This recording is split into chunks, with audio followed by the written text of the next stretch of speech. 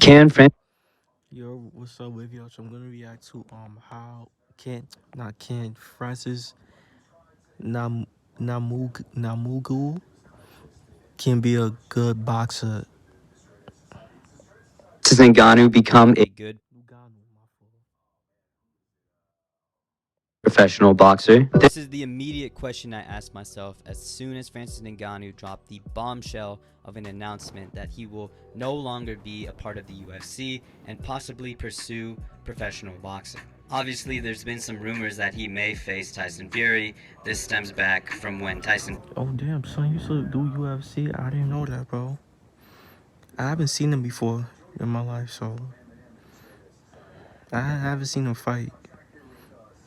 Fury first called out Out Francis Ngannou after his fight against Dillian White and brought him into the ring to possibly set up and hype up a matchup between the two. But the obvious question is, will Francis Ngannou translate into boxing well, and will he become a good professional boxer? Well, in this video, I'll hopefully try to answer this question and find out if Francis Ngannou can actually compete with some of the top guys in the heavyweight division in boxing. Well, let's start off with some of the positives for Francis Ngannou and why he can be a good professional boxer. One being his primary style is boxing, and he originally was supposed to be a boxer and not a UFC fighter. In past interviews, Francis Ngannou has detailed that when he came to France as an immigrant from Cameroon, he originally aspired to be a professional boxer, but because he had the opportunity to become a professional MMA fighter quicker, he opted for that route. Wanted so bad to do sport, and I was doing boxing and MMA. But the MMA was the one that was more open and giving me opportunity. Then just 8 years later, he would knock out one of the greatest heavyweights of all time in the UFC, in Stipe Miocic, and finally become the UFC heavyweight champion of the world. But during that 8-year span between his debut and him getting the belt, he actually kept his boxing base and for the most part was knocking people out very early, utilizing his devastating punches. Nigga made his head lean back, lean back. Made his head cracked him, bro. Damn. so in support for Francis Ngannou becoming a good boxer, one could argue that despite him becoming a mixed martial artist, he's for the most part utilized solely his boxing. Besides that one time against Cyril Gane, though still, it doesn't change the fact that boxing and MMA doesn't usually translate to boxing in the traditional sense. Yeah, see what happened to Conor McGregor, bro. When he wanted to box Floyd Mayweather, and Floyd broke him up, bro. Floyd was breaking him up, bro. I mean, Conor was having good punches. Conor held his own, but Floyd fucked him up. I ain't gonna lie. Floyd fucked up a UFC fighter.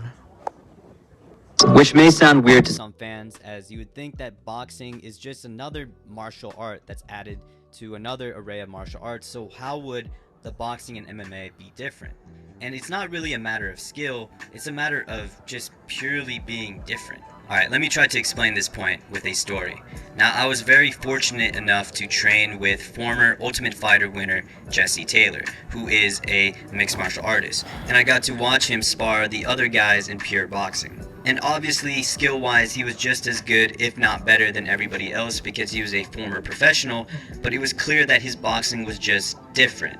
I feel like pure boxers can tell when they're fighting a guy that learned boxing through MMA because their style is much more loose, it has less sharp movements, they definitely slip and roll less, and their primary way to defend punches is just blocking. When it comes to their loose style, I think MMA guys, when they box, are still very loose because they're still used to accounting for a tie, clinch, or maybe a It's about that, submission, reversals, technical shit, like wrestling.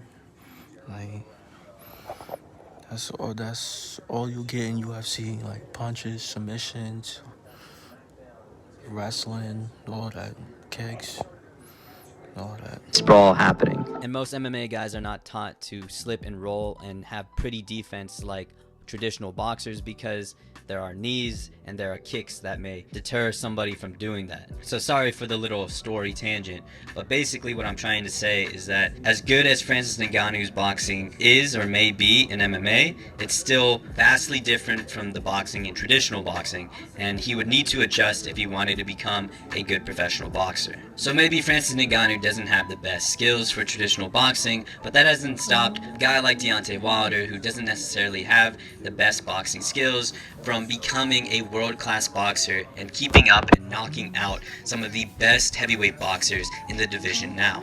Similar to Deontay Wilder, Francis Ngannou always has the nuclear option, and I truly believe boxing or MMA, Francis Ngannou can knock out any human being with one punch. And despite me saying that Francis Ngannou does have less power than Deontay Wilder, I think he still exceeds a certain threshold in which he can knock out anybody in the heavyweight division in boxing. So for my Francis supporters, Ngannou can possibly take the Deontay Wilder route, in which he doesn't necessarily need to have elite boxing skill, he just has to have enough to keep up until the point he finds that opening with his big right or big left hand and wins the fight due to stoppage or a knockout. I think a lot of Francis supporters were pointing to this reason as to why Francis Ngannou can potentially be a good professional boxer, but there's one big hole with this strategy.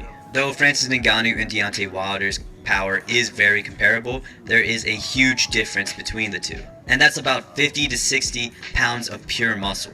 See, They both brolic, bro. They both wild brolic, bro. I ain't gonna lie. They brolic. Deontay Wilder, despite being such a devastating knockout artist, is only about 215 pounds. With him being so light, Deontay Wilder is able to last 10, 11, 12 rounds even with some of the top boxers.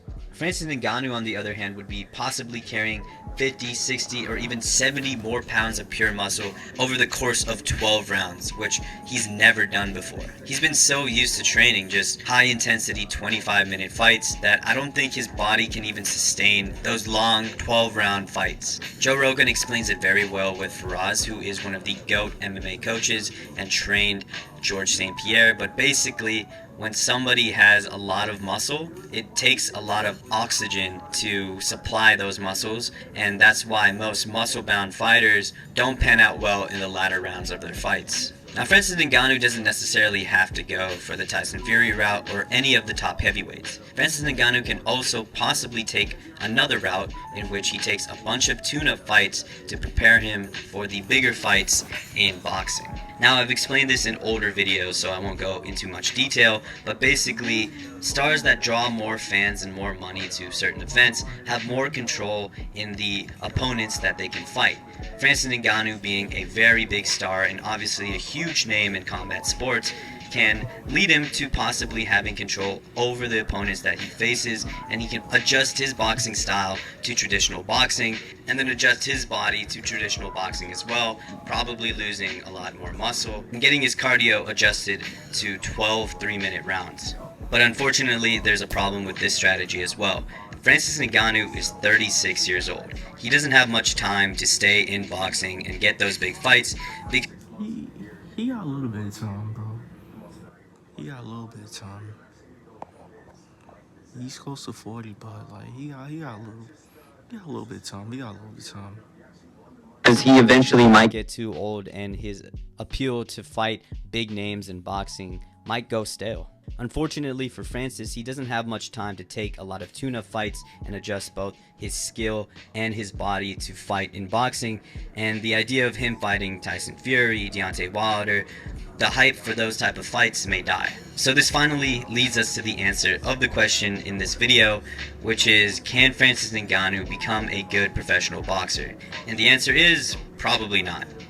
That was pretty obvious probably for a lot of people watching this video, and probably said no in the beginning of this video, but even with an in-depth answer, I still couldn't find a logical reason as to why Francis Ngannou can become a good professional boxer. And when I mean good, I mean, can he compete with guys like Tyson Fury, Deontay Wilder, or even Andy Ruiz, Dillian White, or Chris Arreola? I don't think he possesses the skill or body right now to compete with those guys, and I don't think, given his age, he has time to make those adjustments. So I think the best route for Francis Ngannou, considering he just turned down $8 million to fight John Jones, is to take a huge money fight against a guy like Tyson Fury and let that cover the cost of you not fighting in the UFC and possibly cover the cost of your career, period. Francis Ngannou, like I said before, is 36, and we could be looking at the tail end of his career. There's not that many other fighting organizations with elite heavyweights, and obviously he's not going to go back to the UFC, so this might be it for Francis. A couple money fights to sustain him for the rest of his life may look like the most realistic route for Francis. But what do you guys think? Okay, that's the vid. So yeah, bro, let me know what y'all think about this man Francis Ngannou, like transferring from the UFC, the UFC octagon to the boxing ring, to him want to be a boxer, professional boxer. And also, like, what y'all think? Who y'all think is better? Like, who y'all think will like who y'all think is better? Like, a UFC fighter or a boxer or professional boxer? Let me know. Make sure y'all like, comment, subscribe. Y'all know the vibes. Whoever's checking out, you are.